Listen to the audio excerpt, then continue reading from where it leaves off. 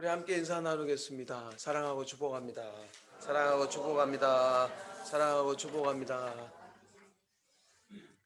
오늘은 누가복음 98번째 시간입니다. 치열한 영적 전투, 치열한 영적 전투라는 제목으로 하나님 말씀을 증거하도록 하겠습니다.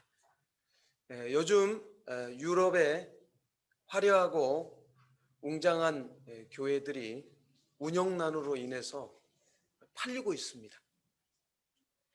팔린 교회 건물들은 주택이나 상가나 또 공연장, 극장, 체육시설 등으로 이용이 되고 있습니다. 심지어는 술집으로도 팔리고 다른 종교시설, 이슬람이나 불교 사원으로 이용되고 있습니다. 왜 이렇게 되었을까요? 왜 유럽 교회들이 이렇게 되어가고 있을까요?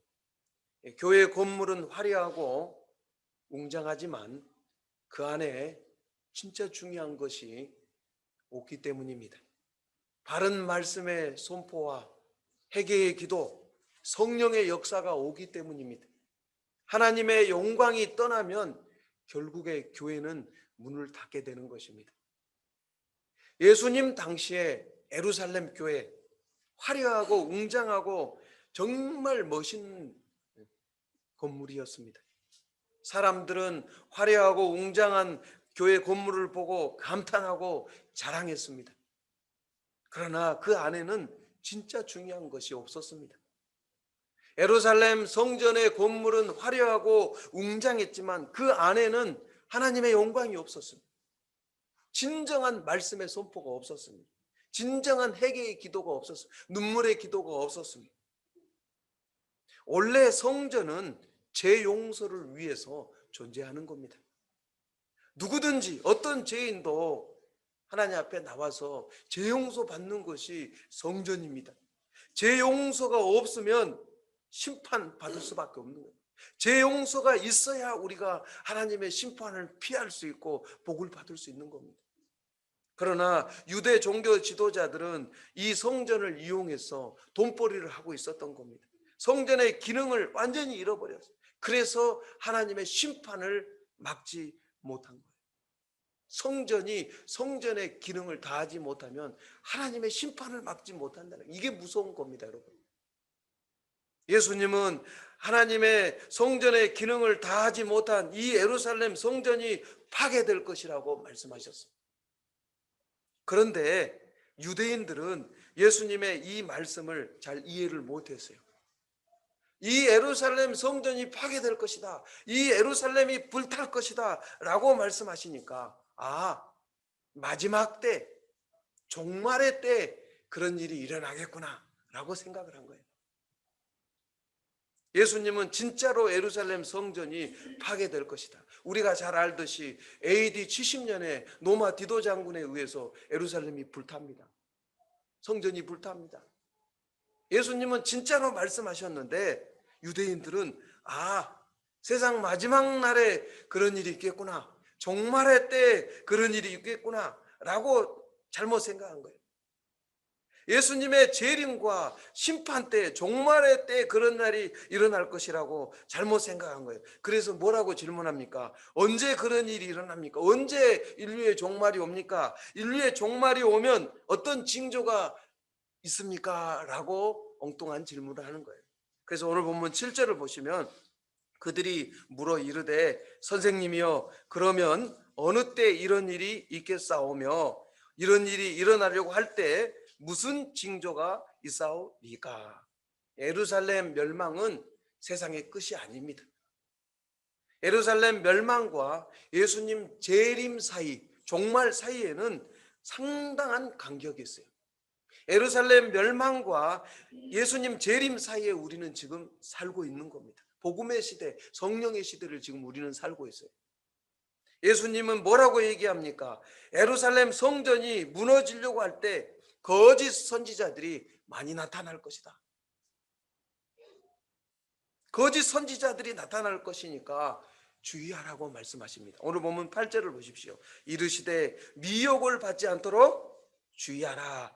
많은 사람이 내 이름으로 와서 이르되 내가 그라하며 때가 가까이 왔다 하겠으나 그들을 따르지 말라.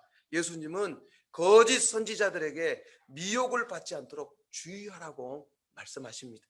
결국 예루살렘 사람들은 이 거짓 선지자들의 미혹을 받아서 멸망당하게 됩니다. 그러면 그 당시에 거짓 선지자들이 가르친 것이 뭡니까? 거짓 선지자들이 주장한 내용이 뭡니까? 그것은 거짓된 메시아주의였습니다. 거짓된 메시아주의. 예루살렘 사람들은 이 거짓된 메시아주의에 미혹되어서 스스로 멸망의 길을 가게 된다는 겁니다. 무슨 말입니까? 유대인들이 예수님을 진짜 거부한 이유가 뭡니까? 예수님이 유대의 독립, 이스라엘의 독립을 주장하지 않았기 때문입니다. 그들은 예수님이 우리의 왕이 되셔서 이스라엘을 로마로부터 해방시킬 왕으로 생각한 거예요. 정치적 메시아로만 생각한 거예요.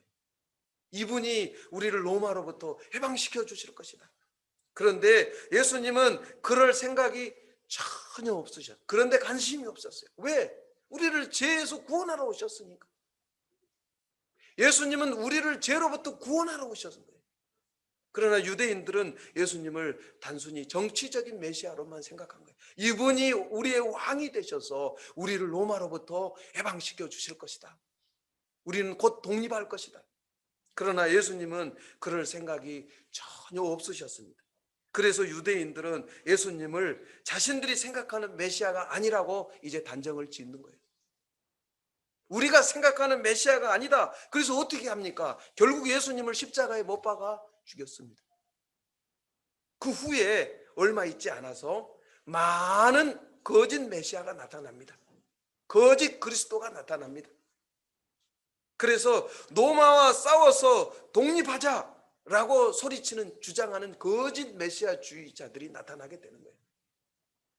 예루살렘 사람들은 그 거짓 메시아주의에 미혹되어서 로마와 독립운동을 벌이다가 로마와 독립전쟁을 벌이다가 결국 하나님의 진노의 심판을 받게 된다는 거예요. 원래 로마는 예루살렘을 멸망시킬 계획이 전혀 없었습니다. 오히려 로마는 유대인들의 일신교를 인정해 주었어요. 우리가 복음서나 사도행전을 보면 로마와 유대인들 그렇게 관계 나쁘지 않습니다. 유대인들에게 상당히 특혜를 주면서 팔레스타인의 안정을 기했습니다.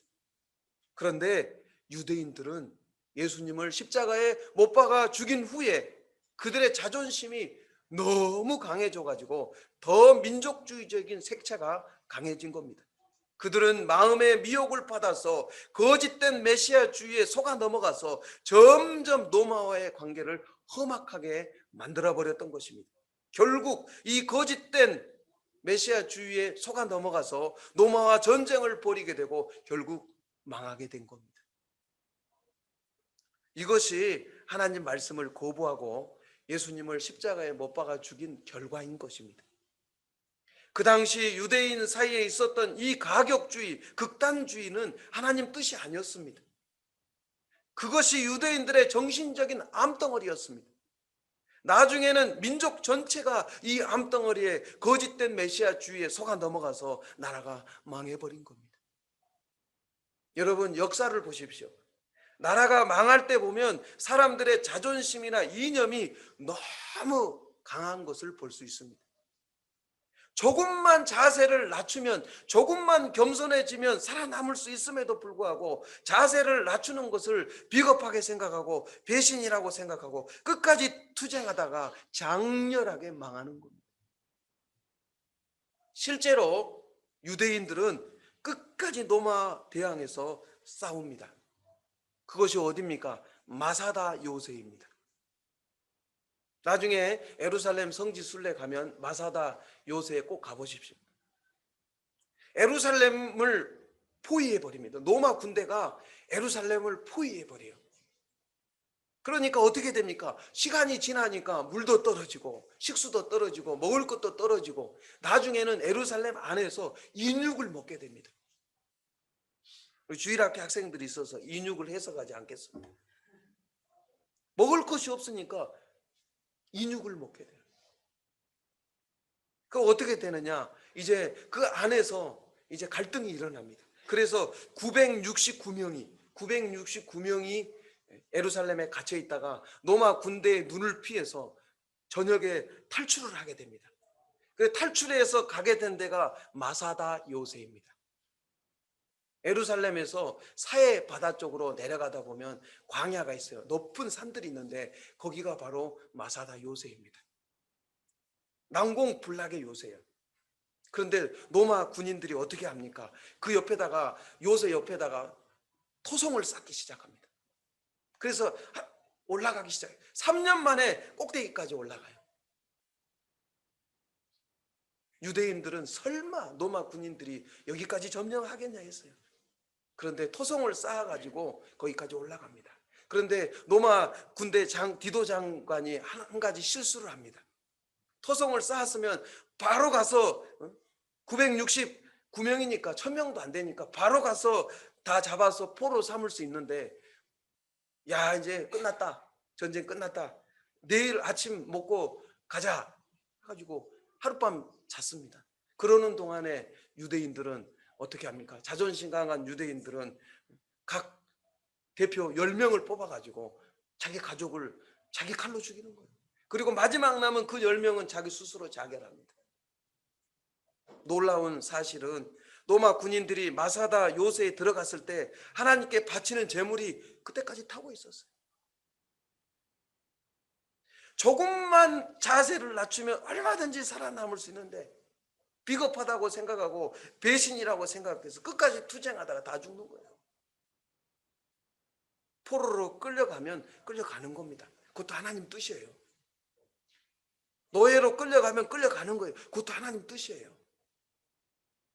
자존심 내세우고 민족적 성향 내세우다가 결국 다 망하는 거예요. 2003년도에 이라크 전쟁이 있었습니다. 미국이 무력으로 이라크를 침공해서 사담 후세인 정부를 강제로 붕괴시켰습니다.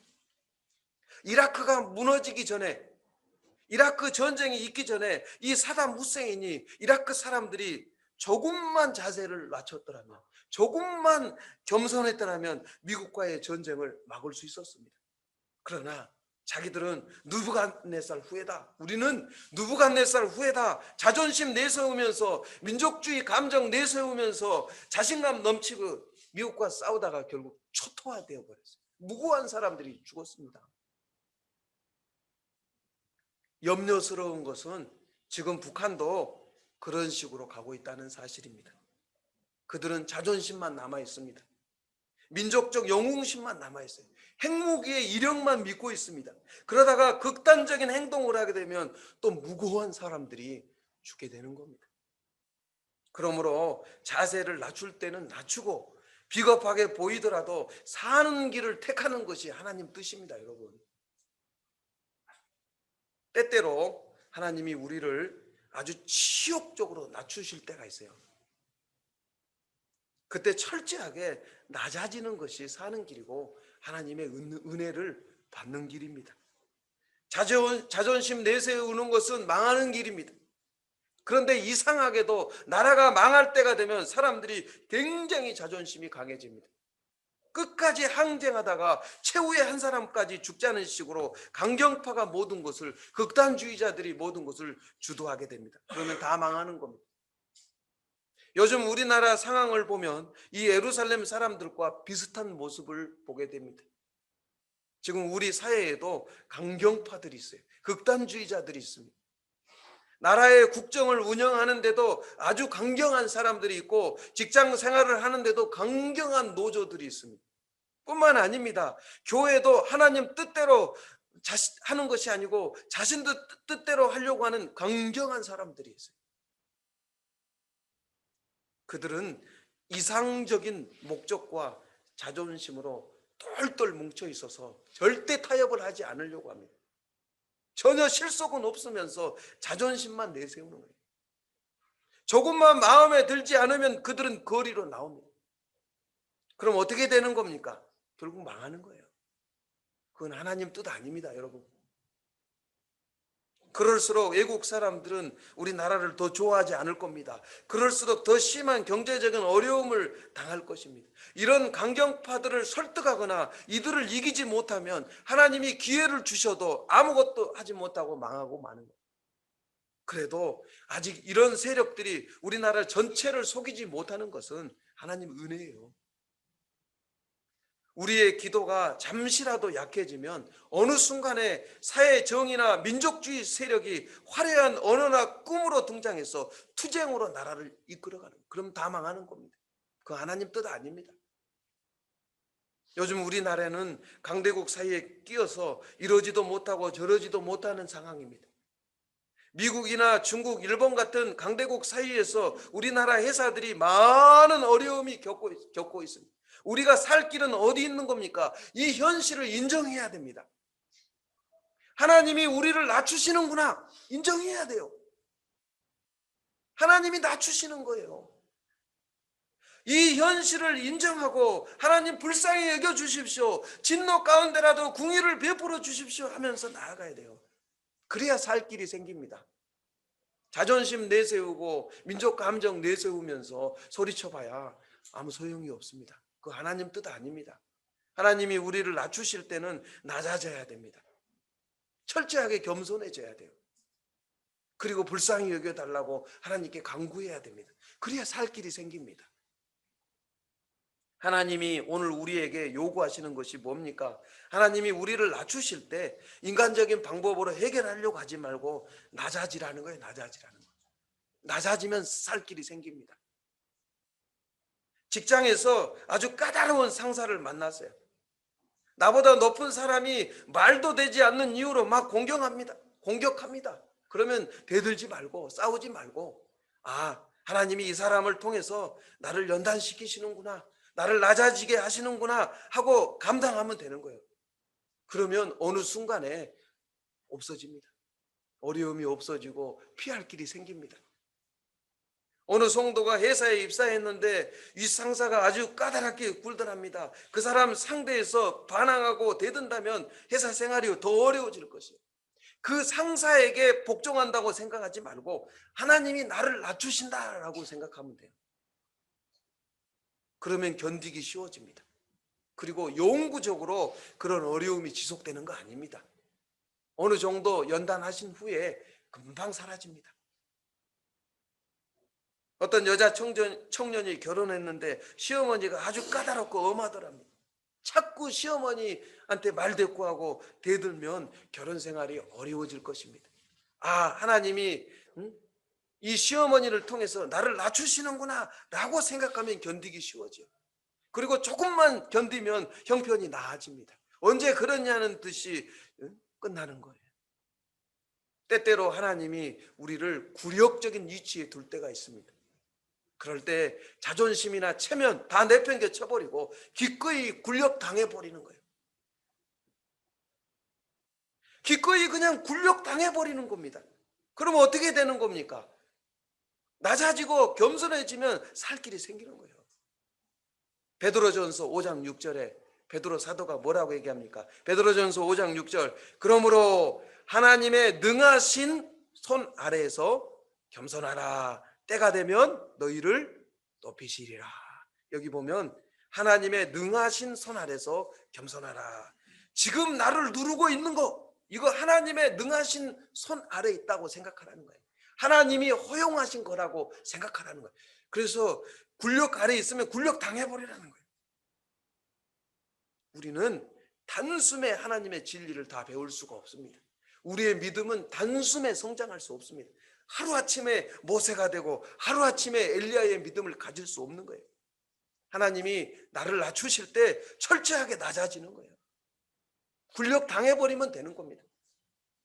때가 되면 너희를 높이시리라. 하나님은 우리를 낮추시기도 하고 얼마든지 높이시죠. 그래 소망이 있는 거예요. 이 세상에서는 한 번 낮아지면 올라가기 힘듭니다, 여러분. 한 번 망하면 일어서기 힘들어요. 회사 한 번 망하면 재기하기 힘듭니다. 그러나 하나님의 백성들은 그렇지 않습니다. 하나님 우리를 낮추시기도 하고 때가 되면 높으시기도 하는 거예요. 그래서 우리에게 소망이 있는 거예요. 그래서 성경은 항상 낙심하지 말라, 좌절하지 말라, 두려워하지 말라. 항상 기뻐해라. 왜? 주님 살아계시니까. 하나님의 때가 되면 높여주십니다. 때때로 굴욕적인 위치에 있을 때 인간적인 방법으로 해결하려고 하지 말고 체면이나 자존심 다 내려놓고 그냥 굴욕 당해버리는 거예요. 하나님의 때가 되면 높여주시는 거예요. 예수님은 예루살렘의 멸망이 끝이 아니다라고 말씀하십니다. 9절과 11절을 보십시오. 난리와 소요의 소문을 들을 때 두려워하지 말라. 이 일이 먼저 있어야 하되 아직 끝은 곧 되지 아니하리라. 또 이르시되 민족이 민족을 나라가 나라를 대적하여 일어나겠고 곳곳에 큰 지진과 기근과 전염병이 있겠고 또 무서운 일과 하늘로부터 큰 징조들이 있으리라. 예루살렘 멸망이 끝 아닙니다. 민족끼리 전쟁을 하고 나라끼리 전쟁을 하고 기근이 있고 지진이 있고 또 뭐가 있습니까? 전염병이 있고. 그래도 끝이 아닙니다. 예루살렘 멸망과 예수님 오실 때까지 상당한 기간이 있습니다. 지금 벌써 2000년이 지났습니다. 그 사이에 우리는 땅끝까지 복음을 전해야 돼. 복음의 시대를 우리는 살고 있습니다. 그런데 지금도 이 세상에 전쟁이 있고 테러가 있고 기근이 있고 전염병이 그치지 않습니다. 왜 그럴까요? 이 세상에 죄가 있고 하나님의 진노가 있기 때문에. 우리 주일학교 학생들 오늘 다른 건 몰라도 이거 하나만 기억하고 가면 돼요. 왜 전염병이 있고 왜 우리가 마스크 쓰고 예배 드려야 되고 왜 전쟁이 있고 왜 많은 사람들이 전쟁으로 죽느냐? 죄가 해결되지 않아서 그래요. 죄가 있는 곳에 하나님의 진노가 임합니다. 우리 인간의 의지와 상관없이 전쟁이 있고 테러가 있고 지진이 있고 전염병 같은 재앙이 있습니다. 이건 무슨 얘기입니까? 하나님이 이걸 통해서 잠자는 영혼을 깨게 하시는, 해계하게 하시는 하나님의 사인이고 음성이에요. 우리 그리스도인들은 어떻게 하라고요? 이 세상에 난리가 있고 전쟁이 있고 기근이 있고 전염병이 있을 때 어떻게 하라고요? 두려워하지 말라. 하나님이 잠자는 영혼을 깨우는 하나님의 사인이기 때문에 두려워하지 말라는 거예요. 이럴 때 더 깨어서 기도하고 이럴 때 더 전도해야 됩니다. 이럴 때 움츠러들지 말고 이럴 때 우리 그리스도인들이 깨어서 기도하고 살아있어야 돼요. 사람들은 전쟁이나 기근이나 전염병으로 인해서 두려워할 때 우리는 어떤 의미로 이걸 당하는지 알기 때문에 두려워하지 말고 무서워하지 말고 더 기도하고 더 복음 전해야 됩니다. 예수님은 뭐라고 말씀하십니까? 우리 그리스도인들에게 치열한 영적 전투가 있을 거라고 말씀하십니다. 오늘 본문 12절과 13절을 보십시오. 이 모든 일 전에 내 이름으로 말미암아 너희에게 손을 대어 박해하며 해당과 옥에 넘겨주며 임금들과 집권자들 앞에 끌려가려니와 이 일이 도리어 너희에게 증거가 되리라. 전도자는 왕과 재판자들 앞에서 재판을 받게 될 겁니다. 그런데 그 재판은 오히려 많은 사람들에게 진리를 증거하는 기회가 된다는 거예요. 이 일이 도리어 너희에게 증거가 되리라. 예수님을 증거하는 기회가 된다는 겁니다. 기독교 역사를 보면 이런 이야기가 있습니다. 한 그리스도인이 잡혀서 재판장 앞에 끌려왔습니다. 끝까지 예수님을 믿겠다고 하니까 재판장이 태형을 가하라고 합니다. 매로 때립니다. 그래도 그리스도인은 얼굴 한번 찡그리지 않고 찬송을, 매를 맞으면서도 찬송을 부릅니다. 죽이겠다고 협박을 해도 막 웃습니다. 기뻐합니다. 아무리 협박하고 때려도 기뻐하면서 찬송을 부릅니다. 재판장은 어떻게 할 수가 없었어요.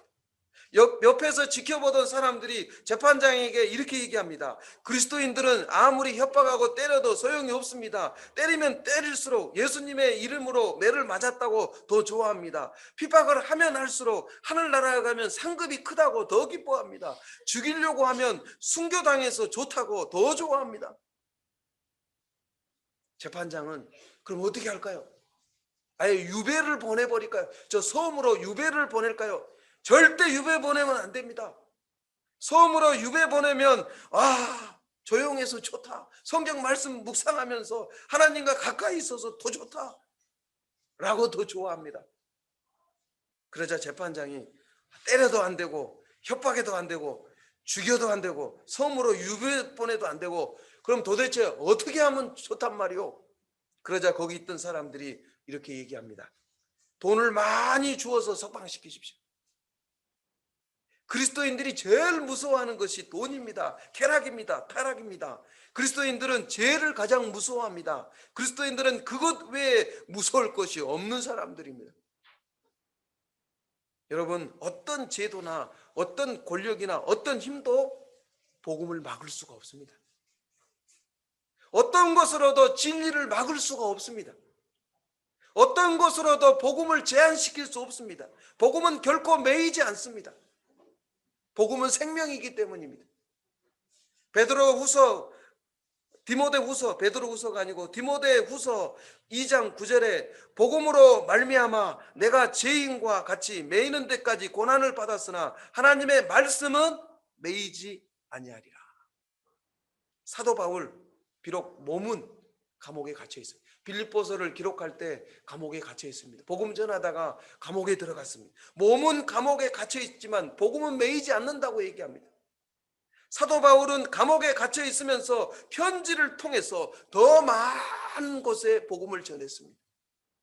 여러분, 복음은 가둬둘 수가 없습니다. 복음은 어떤 틀로도 막을 수가 없습니다.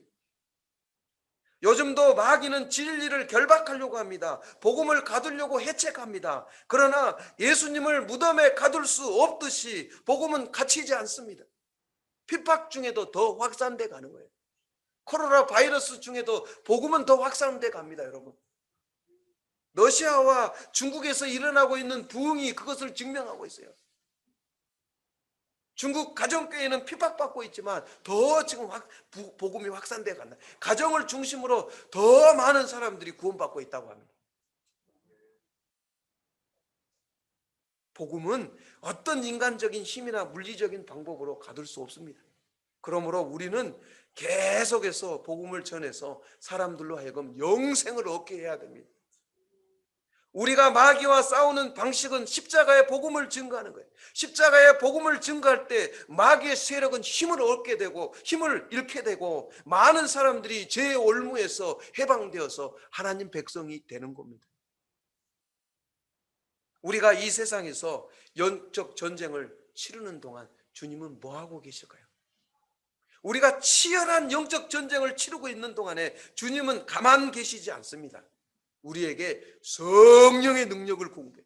하나님 보좌 우편에서 우리에게 성령의 능력을 공급해 주십니다. 성령의 지혜를 우리에게 공급해 주십니다. 14절과 15절을 보십시오. 그러므로 너희는 변명할 것을 미리 궁리하지 않도록 명심하라. 내가 너희의 모든 대적이 능히 대항하거나 변박할 수 없는 구병과 지혜를 너희에게 주리라. 우리 그리스도인들이 공개석상에서 자신이 믿는 바에 대해서 진술할 때 반드시 기억해야 할 것이 뭡니까? 우리 안에 계신 성령님이 직접 말씀하신다는 거예요. 하나님이 직접 말씀하십니다. 하나님이 직접 답변하십니다. 우리는 진리를 증거할 때 모든 것이 내 입에 말재간에 달려있지 않고 성령님이 어떤 일을 행하실 것을 믿어야 됩니다. 말은 내 입에서 나오지만 성령님이 듣는 사람들의 양심을 찌르시는 거예요. 우리의 준비를 뛰어넘어서 내가 상식적으로 이해할 수 없는 논리나 힘에 의해서 답변이 나와서 사람들을 제압하게 된다는 거예요. 성령이 역사하시는 거예요. 사도행전 4장을 보면 유대 종교 지도자들이 사도들을 붙잡아서 신문합니다. 그래서 공회를 열었어요. 재판을 열었습니다. 그때 베드로 사도가 대표로 말씀을 증거합니다. 설교합니다. 그러자 유대 종교 지도자들이 어떤 반응을 보였습니까? 사도행전 4장 13절에 그들이 베드로와 요한이 담대하게 말함을 보고 그들을 본래 학문이 없는 범인으로 알았다가 이상히 여기며, 학문이 없는 평범한 사람, 학문이 없다는 것은 그를 모른다는 얘기예요. 그런데 베드로 사도의 입에서 나온 내용은 어떻습니까? 사도행전 읽어보십시오. 대단히 논리적이고 대단히 강한 메시지입니다. 구약 성경을 인용해 가지고 아주 논리적으로 복음을 전합니다. 베드로 사도가 성령님이 주시는 지혜로 말했기 때문이에요. 성령께서 친히 말씀하신 거예요. 입만 베드로 입이지 성령께서 말씀하신 거예요. 유대 지도자들은 저 사람이 저렇게 말을 잘하지 깜짝 놀랐어요. 학문이 없다는 말은 글을 모른다는 얘기예요. 진짜 베드로 사도가 글을 몰랐을까요? 글을 몰랐으면 베드로전서, 베드로후서 어떻게 썼겠습니까? 학문이 없다는 말은 하나님 말씀을 모르는 사람들이라는 거예요. 우리처럼 유대인들, 사두개인, 바리새인들처럼 하나님 말씀을 모른다는 얘기예요. 전문적으로 연구한 사람이 아니라는 얘기예요. 그런데 베드로 사도의 설교를 들어보니까 아주 논리적이고 아주 강력한 메시지가 들어있는 거예요. 성령이 역사하셨기 때문입니다. 성령님이 함께 하셨기 때문입니다. 19세기에 미국을 변화시킨 사람은 D.L. 무디 목사님입니다. 이 D.L. 무디 목사님은 사실 대단한 분이에요. 잠자는 19세기 미국을 깨운 분이에요. 이 D.L. 무디 목사님은 배운 것이 거의 없는 구두 수송공이었습니다. 요즘식으로 말하면 초등학교 나와서, 초등학교도 중퇴했어요. 너무 가난해가지고 다 나오지를 못했습니다. 한 2학년인가 3학년 다니다가 말았어요. 그리고 구두 수송공이었습니다. 구두 닦고 구두 수선해주는 구두 수송공이었어요. 그러다가 예수님 만나서 전도자가 되었어요. D.L. 무디 목사님이 어느 날 설교를 하고 강단에서 내려오니까 어떤 청년이 와서, 목사님, 오늘 목사님 설교하시면서 150번이나 어법에 맞지 않는 말을 하셨습니다. 막 공격을 했어요.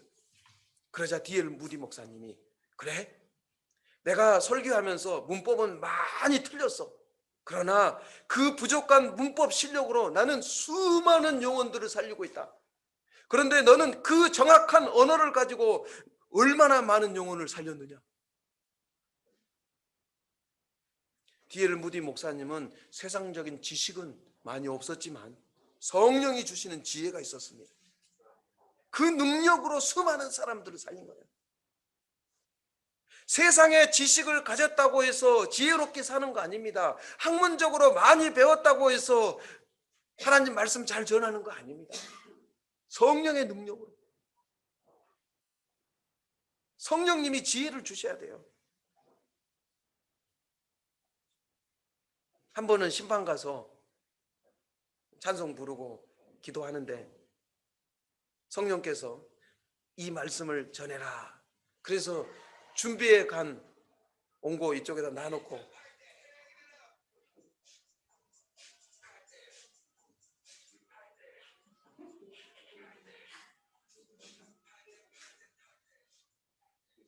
준비해 간 옹고는 이쪽에다 놔놓고 성령께서 주시는, 감동 주시는 본문 말씀과 그 말씀을 전했어요.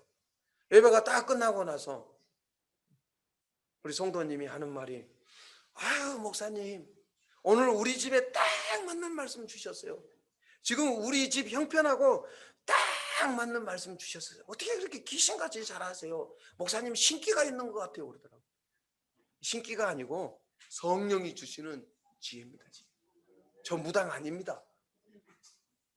성령님이 주시는 지혜가 있어요. 저는 한 주 한 주 이 말씀 준비할 때마다 죽었다 살아요. 제 머리로는 오늘 조금 깁니다. 어쩔 수가 없어요. 이거 본문이 길기 때문에 조금 긴데 이제 다 끝났습니다. 마지막 한 장 남았는데 이 7장 이거 죽었다 살아요. 제 머리로 제 실력으로는 7장 원고 준비할 수가 없어요. 기도하고 말씀 붙잡고 씨름하고 묵상하고 또 기도하고 하면 성령께서 이 말씀을 깨닫게 하세요. 예화는 이걸로 해라. 말씀은 이것으로 해라. 영감 받아서 필 받아서 작업하는 거예요. 한 주 한 주 죽었다 사는 거예요. 성령께서 주시는 지혜가 있는 거예요. 그래서 우리 그리스도인들은 항상 성령의 음성에 귀를 기울여야 돼요. 내 입을 사용하지만 나가는 말씀과 깨닫게 하시는 것은 성령이 하시는 거예요. 하나님이 하시는 겁니다. 그래서 걱정하지 마십시오. 성령님만 의지하시면 돼요. 영적 전투는 가족 간에도 있습니다. 친한 사이에도 있습니다. 16절과 19절 보십시오. 심지어 부모와 형제와 친척과 벗이 너희를 넘겨주어 너희 중에 맷을 죽이게 하겠고 또 너희가 내 이름으로 말미암아 모든 사람에게 미움을 받을 것이나 너희 머리털 하나도 상하지 아니하리라. 너희의 인내로 너희 영혼을 얻으리라. 치열한 영적 전쟁을 우리가 치르고 있는데 주님 오실 때까지 치러야 되는데 우리가 반드시 기억해야 될 한 가지가 뭡니까? 너희 머리털 하나도 상하지 아니하리라. 무슨 얘기예요? 하나님이 허락하시지 않으면 어떤 일도 안 일어난다는 얘기예요. 참새 한 마리도 하나님이 허락하시지 않으면 땅에 떨어지지 않습니다, 여러분. 어떤 시험도 어떤 고난도 어떤 핍박도 우리가 다 감당할 수 있다는 얘기예요. 모든 것은 하나님의 주권 아래 있고 하나님의 손 아래 있습니다. 우리가 반드시 그걸 기억해야 돼요. 왜 부모와 형제 사이에 이런 미움과 갈등이 생길까요? 서로 생각하는 것이 다르기 때문에, 가치관이 다르기 때문이에요. 그래서 우리 그리스도인들은 모든 사람들에게 미움을 받게 될 겁니다. 당연한 거예요. 미움받는 게 당연한 겁니다. 그때 우리가 또 기억해야 될 것이 뭡니까? 인내해야 됩니다. 인내. 너희의 인내로 너희 영혼을 얻으리라. 우리 그리스도인들은 끝까지 인내해야 돼. 끝까지 기다려야 돼. 여러분, 믿음은 인내예요. 원래 믿음이란 이 헬라어 언어를 보면 견딘다는 뜻이 있어요. 견딘다는 뜻도 있는 거예요. 믿음은 견디는 거예요. 믿음은 버티는 겁니다. 믿음은 인내입니다. 인내하는 사람이 열매를 거둡니다. 인내하는 사람이 응답받습니다. 야고보서 5장 7절로 11절입니다. 그러므로 형제들아 주께서 강림하시기까지 길이 참으라. 보라, 농부가 땅에서 나는 귀한 열매를 바라고 길이 참아 이른 비와 늦은 비를 기다리나니 너희도 길이 참고 마음을 굳건하게 하라. 주의 강림이 가까우니라. 형제들아 주의 이름으로 말한 선지자들을 고난과 오래 참음의 본으로 삼으라. 보라, 인내하는 자를 우리가 복되다 하나 너희가 욥의 인내를 들었고 주께서 주신 결말을 보았거니와 주는 가장 자비하시고 궁일이 여기시는 이시니라. 우리는 믿음으로 씨를 뿌립니다. 그런데 아무리 씨를 뿌려도 반응이 없어요. 쓸데없이 시간만 낭비하는 것 같습니다. 너무나 실망스럽습니다. 그럼에도 불구하고 믿음 있는 사람들은 흔들리지 않습니다. 끝까지 참고 견디고 인내하면 결국 열매를 거둔다는 것을 알기 때문입니다. 하나님은 기다리는 사람에게 무한한 은혜를 베푸십니다. 하나님은 욥을 통해서 그걸 보여주셨어요. 욥을 통해서. 하나님 나라의 모든 좋은 것은 인내하지 않으면 얻을 수가 없습니다. 모든 좋은 것은 오래 기다린 사람만이, 인내한 사람만이 다 차지할 수 있는 겁니다. 그러므로 끝까지 인내해서 모든 좋은 것을 받는 성도가 되기를 바랍니다. 끝까지 인내해서 나뿐만 아니라 가족들까지도, 주변 사람들까지도, 심지어는 나를 핍박하는 사람들까지도 구원 얻는 은혜가 임할 수 있기를 주의 이름으로 축원합니다. 기도하겠습니다. 전능하시고 거룩하신 하나님 아버지, 하나님이 나를 낮추실 때 현실을 인정하고 철저하게 낮아지는 성도들 되게 하여 주옵소서. 인간적인 방법으로 해결하는 것이 아니라 하나님의 주권 아래서 연단받고 하나님의 주권 안에서 고난받음으로 말미암아 우리 믿음이 날로 성숙하게 하여 주시고 하나님의 때 하나님이 높여주실 때 이 세상에 당당하게 나아가서 복음을 증거하는 하나님의 이름을 높이는 성도들 되게 하여 주옵소서. 이 세상에 아직도 전쟁이 있고 지진이 있고 전염병이 있고 기근이 그치지 않고 있습니다. 죄가 남아있기 때문입니다. 하나님의 진노가 있기 때문입니다. 이럴 때일수록 두려워하는 것이 아니라 깨어서 기도하는 더 담대하게 복음 증거하는 성도들 되게 하여 주옵소서. 하나님 말씀은 복음은 매이지 않는다고 했습니다. 우리가 어떤 상황 어떤 처지에 있든지 우리를 통해서 복음이 더 담대하게 증거되게 하여 주옵소서. 끝까지 인내해서 나뿐만 아니라 우리 가족들 나를 핍박한 사람들까지도 구원받게 하는 은혜가 임하게 하여 주옵소서. 우리 성도님들 끝까지 인내해서 하나님의 풍성한 열매를 맺게 하여 주옵소서. 예수님의 이름으로 감사하며 기도하옵나이다. 아멘. 지금은 우리 주 예수 그리스도의 은혜와 하나님 아버지의 무한하신 사랑과 성령님의 교통 보호 충만 인도하심이 끝까지 인내해서 주님 오실 때까지 복음 증거해서 나뿐만 아니라 우리 주변 사람들까지 변화시키고 구원받기를 원하는 하나님의 백성들 머리 위에, 저들 가정과 다니는 직장 위에, 멀리 떨어져 있는 가족들 머리 위에, 이곳저곳에서 멀리 떨어져 있는 경제 한인교회 성도님들 머리 위에, 우리 대한민국과 이 중국 땅 위에 지금 영원토록 함께 계시기를 간절히 축원하옵나이다. 아멘.